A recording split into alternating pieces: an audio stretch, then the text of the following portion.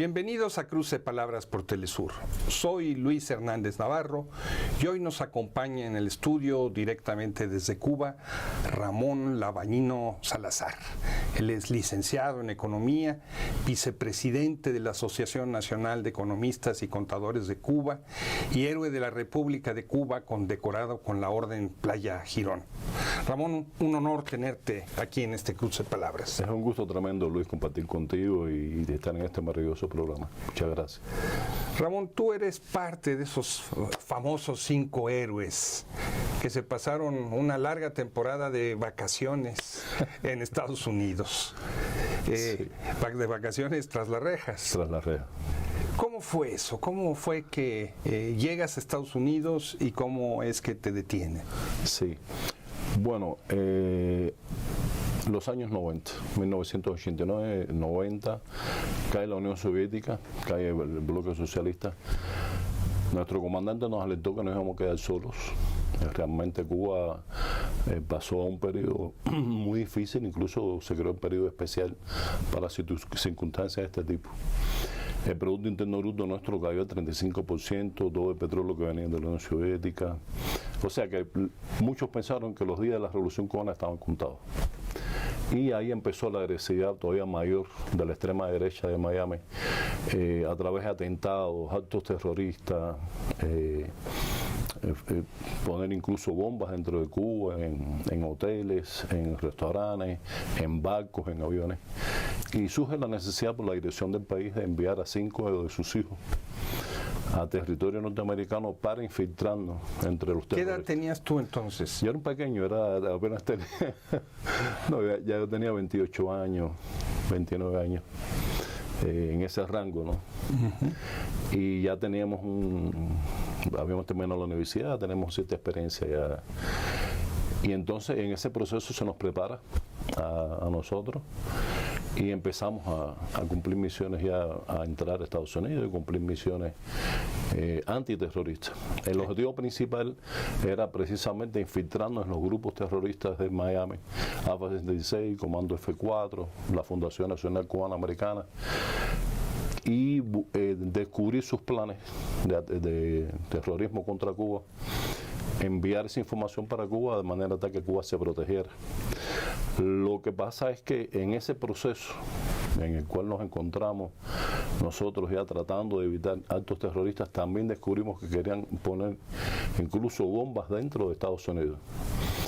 Por ejemplo, querían poner bombas y atacar a personas que querían el diálogo entre la comunidad cubana y Cuba, que es su patria. Entonces, cómo hacerles daño. Hay incluso en la historia de nuestro país y en las relaciones con Estados Unidos hay hechos incluso de personas que perdieron las piernas por solamente aguar en una estación de radio a favor de la normalización de relaciones. Y en ese proceso, como decía, descubrimos que querían poner, por ejemplo, bombas en un barco en el río de Miami, y ese barco, si explota, mata a cuánta gente hay en ese territorio. O sea, terrorismo de veras. ¿Sí? Terrorismo más puro y más sangriento que hay, el peor de todo. Y ese barco, la idea era llevarlo a un puerto cubano, al puerto de Mariel, hacerlo explotar en el puerto de Mariel, y bueno, ustedes se imaginan la cantidad de personas que eran muertas. Un avión también que va a salir de Costa Rica con muchos ciudadanos norteamericanos y ciudadanos de otros países de Centroamérica. Y también había planes de poner bombas en ese. ¿Y todo el trabajo de inteligencia de ustedes evitó que eso sucediera? Se evitó que todo sucediera.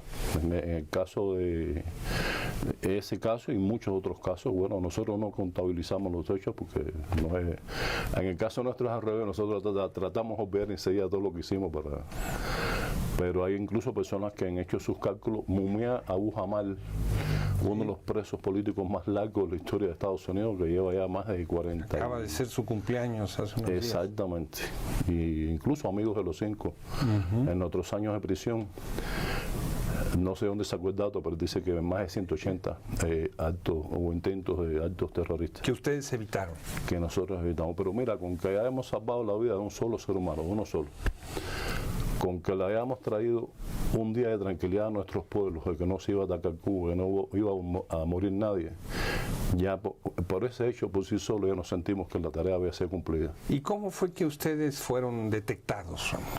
¿Hubo algún error en el trabajo? No, en realidad ustedes, hay muchas versiones, mira, en este sentido hay muchas versiones. Cuba, a través de Gravel García Márquez, muy amigo de Cuba, muy querido en Cuba y muy amigo de Fidel. Y también del presidente Clinton, del presidente Clinton. Estuvo cerca de él también. En el caso de este avión que te estaba diciendo de Costa Rica y de otros actos terroristas ya que tomaba dimensiones más complicadas, en la cual podían morir ciudadanos de varios países, Fidel le entregó una carta para que se le entregue personalmente a Clinton. Y efectivamente, él va, se reúne, la hace llegar al presidente Clinton. El presidente dice, mira qué interesante, vamos a revisar esto. Se envía una delegación del FBI a Cuba, que fueron a Cuba a visitar los archivos nuestros, ¿no? Que mucha de esa información provenía de parte nuestra. Y revisaron toda la información, la chequearon, dijeron, no hay problema, la respuesta se la vamos a dar en breve. En realidad ni el avión sucedió, lo cual es una alegría para nosotros porque es una misión que se cumplió, que nadie murió, ni los barcos, ni ninguna de estas situaciones. Pero a poco tiempo después nosotros quedamos presos. O sea, el comandante llegó a decir que era un acto de deslealtad, porque en el momento en que Cuba estaba incluso colaborando para luchar contra el terrorismo, colaborando para normalizar de cierta manera, ¿no?, para proteger a nuestros pueblos del terrorismo, entonces en ese momento tú nos metes presos, tú nos coges presos. No tiene sentido ninguno. Más cuando nosotros jamás le hicimos daño, ni era nuestra intención hacerle daño a nadie del gobierno de Estados Unidos, ni al pueblo norteamericano al cual nos unen lazos de hermandad eterna. Por tanto, nuestro juicio, desde el principio hasta el final, la única manera que hay de entenderlo es que es un juicio político. ¿Cómo fueron esos 16 años en la cárcel? Bueno, una pesadilla. Muy duro, realmente fueron años difíciles. Caímos presos el 12 de septiembre del año 1998. En ese momento nos envían para el Estado Mayor de Miami, tratando de que nosotros colaboráramos con el FBI. Se nos prometió todo tipo de preventas, en el sentido de incluso darnos una identidad nueva, vivir en la supuesta tierra de libertad. Para servir como testigos protegidos. Exactamente. Delatar a sus compañeros. Exactamente. Traicionar, en definitiva, traicionar a la Revolución Cubana, traicionar a nuestro pueblo y a nuestro comandante, cosa que nunca jamás va a pasar, ¿no? Y se hizo una presión enorme. Yo te diría que desde el primer día de prisión hasta el último día, ellos nunca cesaron en la idea de que alguno de los 5 fuera a traicionar. Todos los días había una señal de algo, o una presión de algo. E incluso a veces dentro de un papel de una Biblia nos ponían los datos del oficial del FBI para que lo llamáramos, o al fiscal. Siempre hubo la intención esa. Entonces caímos presos, nos dieron las sentencias descomunales. ¿De por vida? De por vida, exacto. En el juicio nuestro es un juicio el cual nosotros sentimos que los 5 lo ganamos, y lo ganó el pueblo de Cuba, porque la intención era malsana, es decir, estos hombres vinieron aquí a Estados Unidos a hacer daño a la sociedad norteamericana, pero es que la evidencia era clara, la evidencia lo que demostraba era estos actos terroristas que están planificando contra Cuba, asesinatos a comandantes en jefe. Hay que recordar que el comandante en jefe, contra él hubo más de 636 intentos de asesinato. Yo creo que ningún jefe de Estado o figura política ha recibido tantos intentos de asesinato.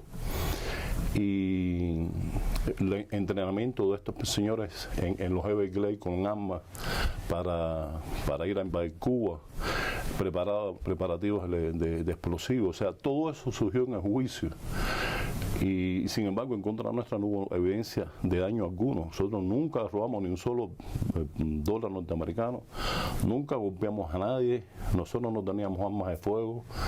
El único recurso que nosotros utilizamos era la inteligencia, nuestra capacidad para cumplir las misiones que se nos asignaban, que eran bastante complejas, pero que en el camino siempre buscamos una solución.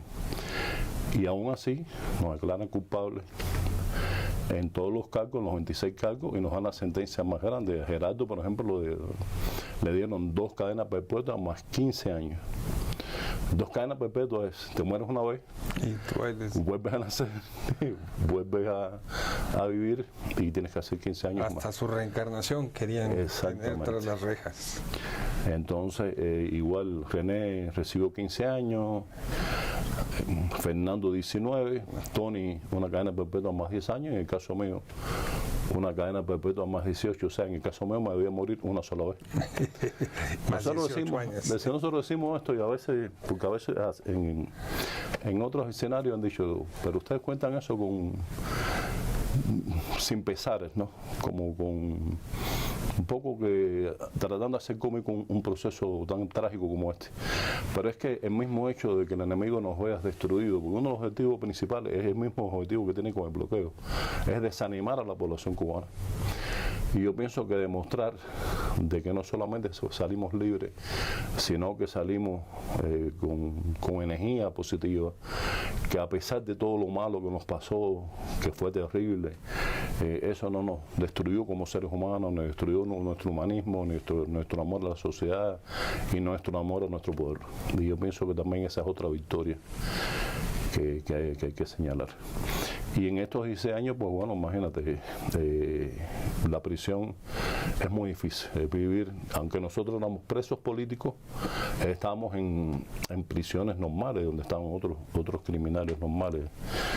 Era cómico incluso porque a veces veíamos en las noticias, cogieron a un narcotraficante, ¿no?, de renombre en Colombia, y al otro día el hombre aparecía en la prisión. Ahí a saludar. ¿Te parece, Ramón, si hacemos una pequeña pausa? ¿Cómo no? Amigos, amigas, no se vayan, regresamos en muy breves instantes.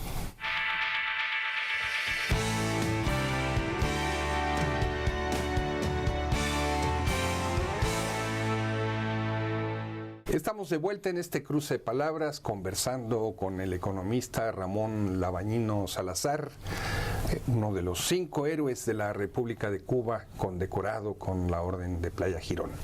Antes de irnos al corte, Ramón, nos contabas de la vida en prisión, de la aparición de los peligrosos narcotraficantes ahí, en los patios donde estaban ustedes o tú.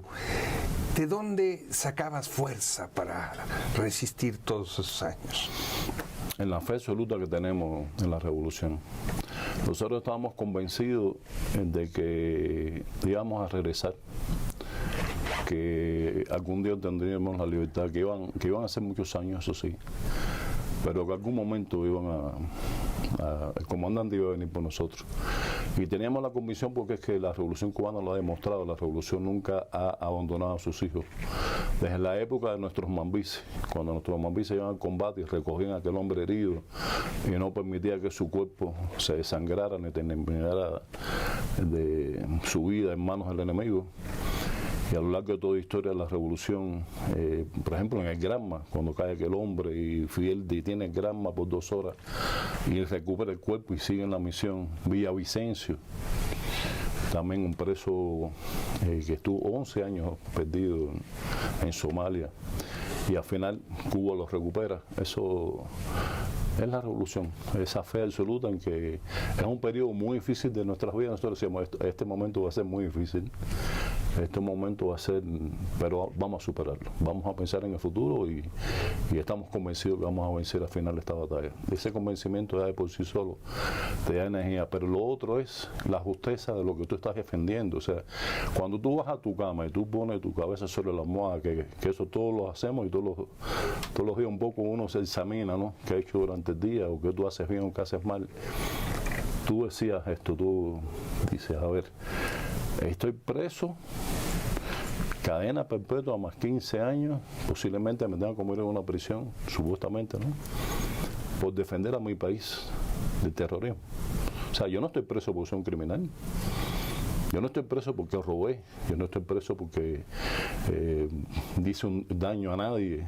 Yo estoy preso por defender a mi país y por una razón que me supera a mí como ser humano, que es defender a una nación. Y bueno, mira, si me tocó, me tocó. Y entonces ese pensamiento de que es justo lo que estás haciendo y al contrario te da más energía para seguir en la pelea. Ramón, tú escribiste un libro durante esos años. ¿Cómo fue que lo hiciste? ¿Lo escribías con lápiz, papel? ¿Eran tus sentimientos, tus memorias? ¿Qué es lo que plasmaste en ese libro? Sí, una de las formas de nosotros tratar de salirnos del ambiente de prisión y que no nos hiciera tanto daño era a través de la escritura. Por ejemplo, escribí poemas, me gusta mucho la poesía. Ya he escrito dos libros de poesía que son publicados. Y dentro de eso se me ocurrió hacer un diario de prisión. Y conseguí papel, un lápiz y empecé a escribir día por día lo que pasaba en la prisión. Día por día. Y entonces empecé a llenarlo poquito a poco. El resumen final, cuando cerraron la celda a las 9 de la noche, que te trancan dentro de la celda hasta el otro día a las 6 de la mañana, yo hacía el resumen del día, lo que había pasado. A veces había visto un asesinato ese día. Lo escribía con símbolos porque además el libro está hecho para la censura. Porque yo no podía poner, yo vi un asesinato, lo leen y enseguida me van a coger, no, espérate, para que aclares en contra de lo que tuviste, etcétera. Y eso lo enviamos para la embajada y por suerte todo ese mano se salvó. Llegaron a manos de mis familiares, de mi esposa, y cuando regreso a Cuba me lo encuentro intacto.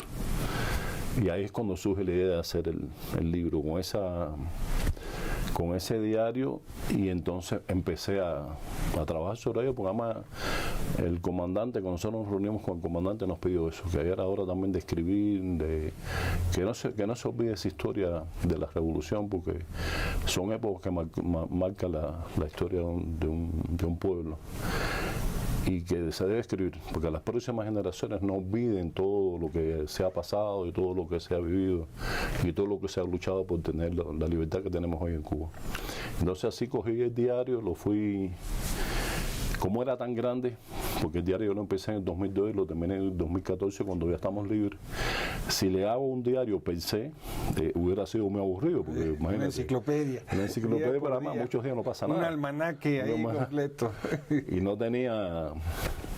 Entonces lo que hice fue que leí el diario y escogí capítulos simbólicos, impactantes de sucesos que ocurren en la prisión, que no quiere decir que estén todos ahí. Ahora estoy en una segunda parte de otro libro en la cual incorporo otras historias. Y entonces, en base a eso, hago un libro más corto, más breve, menos de 300 páginas, y muy concreto, hacer la historia de los 5, y pongo anécdotas. La anécdota del hombre que me atacó, la anécdota de un suceso con un homosexual que hubo en la prisión, la anécdota de un asesino, así. Entonces, estas anécdotas las pude ir poniendo todas y por supuesto toda la historia hasta terminar, que es la parte que yo siempre quise terminar, con el encuentro nuestro con nuestro comandante Fidel Castro, que es el suceso más importante que nos ha pasado en nuestras vidas. ¿Cómo fue ese regreso tuyo, de ustedes, a Cuba? ¿Cómo los recibieron? Mira, yo pienso que lo más estremecedor del recibimiento es el amor del pueblo. Eso es como que tú estás en una realidad que no es tuya, ¿no? Que es como que tú estás mareado de felicidad, o sea, la felicidad más plena, porque hay que recordar que nosotros estábamos presos hasta ayer, y hoy pasamos a ser libres, o sea, no hubo un cambio y además me alegro que haya sido así, ¿no? Pero de ir a la extrema prisión con todas las restricciones al máximo posible que tenían sobre los 5, a pasar de pronto a estar libre, fue un impacto sobre todo emocional muy fuerte, muy bonito, porque el pueblo nos abrazaba, nos besaba, la gente lloraba, se tiraron para las calles. Raúl nos recibió con un tremendo cariño, bueno, igual que Fidel, pues nosotros, Raúl, nuestro padre también. Y la emoción esa de donde quiera que tú llegas, la gente te abraza, te besa y te invita, y es indescriptible. Y es la misma felicidad que sentimos hoy en día. Claro, tiene otras características, ¿no? Ya no es, pero sí es igual. Cuando la gente descubre que estamos los 5 por ahí en los alrededores, la gente dice, Ramón, y ya identifican, es que los 5, gracias a todo lo que se hizo por nuestra libertad, nos convertimos en parte de la familia de cada cubano, así nos han dicho. Y porque la campaña que se hizo fue muy buena, fue muy comunicativa, se hizo casi todos los fines de semana había una asamblea, digamos una exposición sobre los 5, en cada municipio del país se crearon imágenes de los 5, una estrella con los 5, y eso nos marca, ¿no? Nos deja, y nos sentimos tremendamente orgullosos y feliz por eso, pero también es una responsabilidad. Ramón, tú saliste a Estados Unidos a realizar tu misión cuando Cuba sufría el bloqueo de Estados Unidos. Te encarcelaron con la isla bloqueada.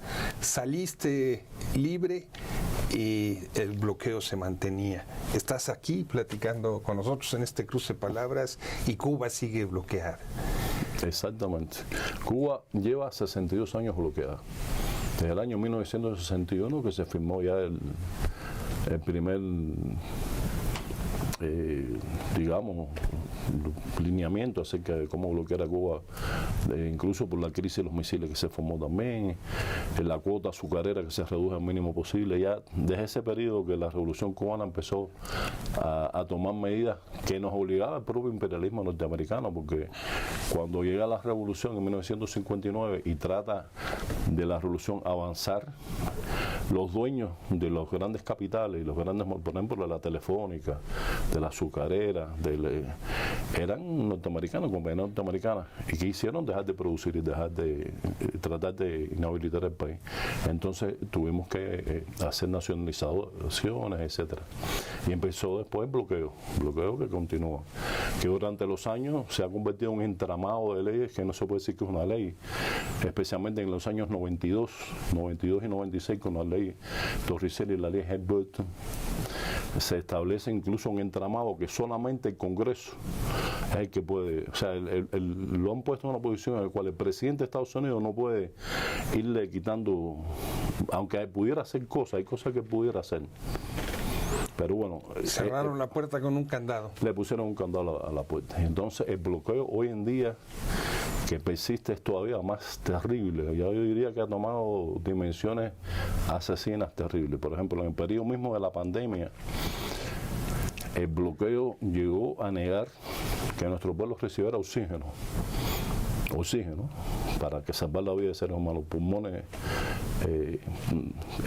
para precisamente implementos de medicina, guantes, pruebas de la COVID, las pruebas que nosotros hacíamos incluso para nuestras vacunas, porque además de todo esto tuvimos también la suerte, la virtud de que nuestro comandante creó un sistema biotecnológico de los años 90 que nos salvó la vida ahora en la pandemia. Soberana y Abdalá. La Soberana y Abdalá. Pero hasta para pequeñas cosas que hacían falta resolver para poder hacer nuestros inventos científicos, lo bloqueaban. Cada vez que va a entrar un barco de petróleo en Cuba, tú sabes cómo es el fenómeno, ¿no? Lo bloquean, lo sancionan, la ponen en la lista negra que no puede entrar a Estados Unidos, sanciones pecuniarias millonarias. Cuba no puede utilizar el dólar en transacciones internacionales de ningún tipo, no podemos usarlo. Nosotros no somos un país normal para los americanos y nos están tratando así. O sea, hoy en día el bloqueo es puntual y en determinadas áreas que de verdad lastiman ya al máximo posible el desarrollo, bloquean el desarrollo de Cuba.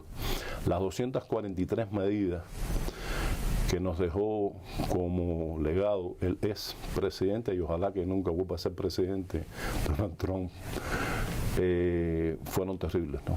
Fueron terribles porque sancionaban precisamente a sectores económicos y actores económicos que son los que más aportan al Producto Interno Bruto cubano. O sea, cada vez que existe un resurgimiento de un tipo de rama que puede ser productiva, ahí van y lo bloquean, lo ponen en prohibitivo para que nadie pueda hacer relaciones con ellos, etcétera. Y esto unido a toda la avalancha esta de la propaganda en contra de Cuba, de las mentiras, de tratar de darnos un golpe de Estado suave, que es lo que está ocurriendo con un ataque sobredimensionado de la realidad cubana, en la cual nosotros estamos enfrentando. Pero aún así, nosotros hemos seguido, tenemos la firme decisión de seguir avanzando con el bloqueo, sin el bloqueo, como quiera que sea, Cuba va a seguir en su camino socialista, porque la decisión de nuestro pueblo en la Constitución aprobada en 2019, más del 80% de nuestro pueblo declaró que nuestro socialismo era irrevocable, y ese es nuestro camino, es el socialismo, y por ahí seguiremos.